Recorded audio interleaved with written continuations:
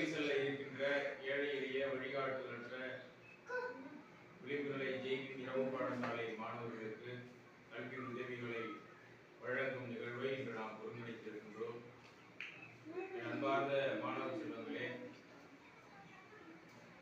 நாளை பள்ளிகள் திறக்கப்பட இருக்கிறது.